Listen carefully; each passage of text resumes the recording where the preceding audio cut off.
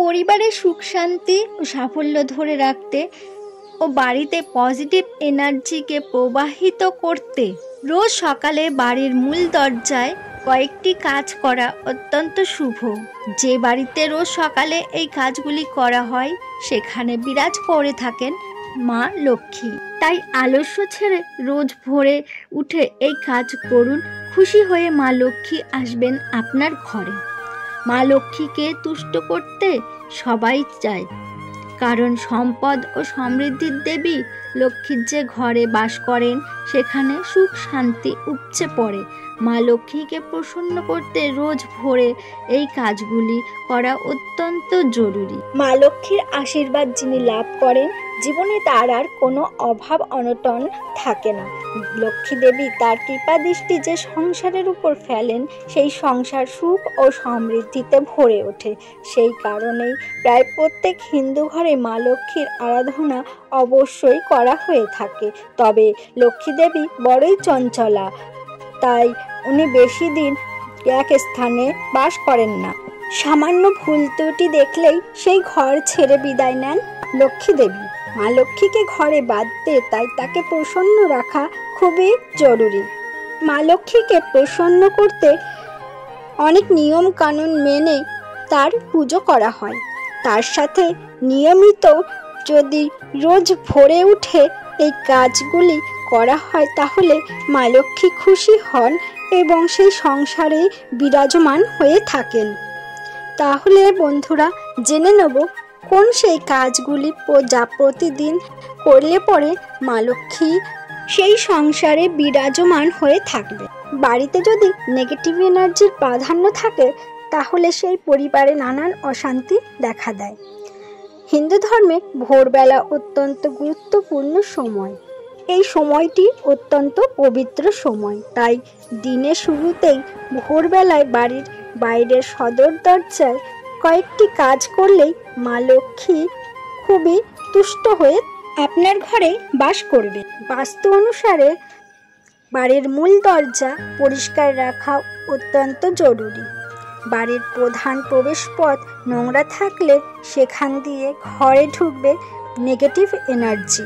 সেই কারণে সকালে ঘুম থেকে উঠেই ঘরের মূল প্রবেশ পথ পরিষ্কার করে নিতে হবে। এরপর দরজার জল ঢেলে ভালোভাবে ধুয়ে মুছে পরিষ্কার করে রাখুন।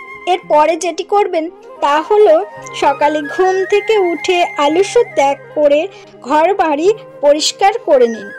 পরিষ্কার পরিচ্ছন্ন স্থানেই মা লক্ষ্মীর অবস্থান হয়ে থাকে, তাই সকালে ঘুম থেকে উঠেই একটি ঝাঁটার সাহায্যে নিজের ঘর বাড়ি পরিষ্কার করা উচিত। যে বাড়ি বেলা পর্যন্ত নোংরা হয়ে পড়ে থাকে সেখানে কখনোই মা লক্ষ্মীর পা পড়ে না।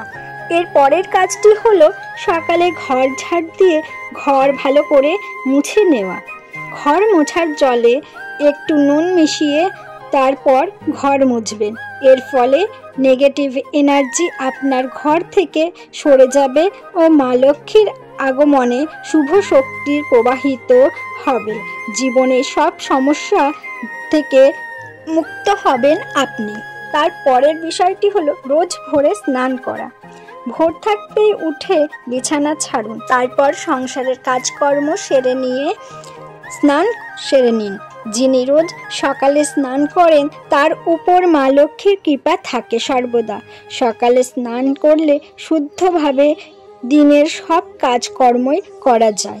তারপর প্রতিদিন সকালে পুজো পাঠ করা উচিত।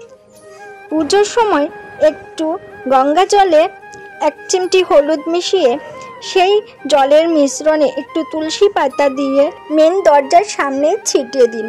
এর ফলে মা লক্ষ্মীর আগমন ঘটবে আপনার ঘরে, সুখ ও শান্তি বিরাজ করবে। হিন্দু ধর্মে এমন অনেক শুভ জিনিস আছে যেগুলি ঘরের সামনে বা দরজার দুপাশে আঁকলে বা রাখলে খুবই শুভ ফল দিয়ে থাকে। ঘরের বাইরে স্বস্তিক আঁকা থাকলে ঘরে পজিটিভ এনার্জির প্রবেশ হয়ে থাকে। রোজ সকালে বাড়ির মূল দরজার দুপাশে সিঁদুর দিয়ে স্বস্তিক চিহ্ন আঁকুন। এর ফলে বাড়িতে প্রবেশ ঘটবে মা লক্ষ্মীর এবং আর্থিক পরিস্থিতিরও উন্নতি হবে। এছাড়াও পুজোর জন্যে বাড়ির প্রবেশ পথে আলপনা এঁকে সুসজ্জিত করা হয়। এই আলপনা বাড়ির শুভত্বকে আরও বাড়িয়ে তুলতে সাহায্য করে। তাই বিশেষ বিশেষ পুজোর দিনে বা প্রতি বৃহস্পতিবারে বাড়ির মূল দরজার বাইরে আলপনা এঁকে দেবেন। লক্ষ্মী পুজোর দিন চালের গুঁড়ো দিয়ে আলপনা তো আঁকতেই হয়। এভাবে যদি প্রতি বৃহস্পতিবারে আলপনা আঁকুন, চাই কোনো শুভ তিথিতে মা লক্ষ্মীর পুজো করার জন্যে আলপনা যদি আঁকেন, তাহলে আপনার ঘরে মা লক্ষ্মীকে আমন্ত্রণ জানানো হয়। তবে প্রতিদিন সকালে ঘরের বাইরে দরজার দুপাশে মা লক্ষ্মীর চরণ এঁকে দিন। এতে মা লক্ষ্মী আপনার ঘরে অবশ্যই সর্বদা বিরাজমান থাকবেন। পুজো শেষ হবার পরে রোজ সকালে কিছু না কিছু দান করুন। দান করা যেহেতু ভালো, তাই চাল, ফুল, ফল যেমন ইচ্ছে আপনারা আপনাদের সাধ্য মতো দান করুন। এতে মা লক্ষ্মীকে প্রসন্ন করা সম্ভব হয়। এছাড়াও দান করলে প্রচুর পুণ্য লাভ করা সম্ভব হয়ে থাকে।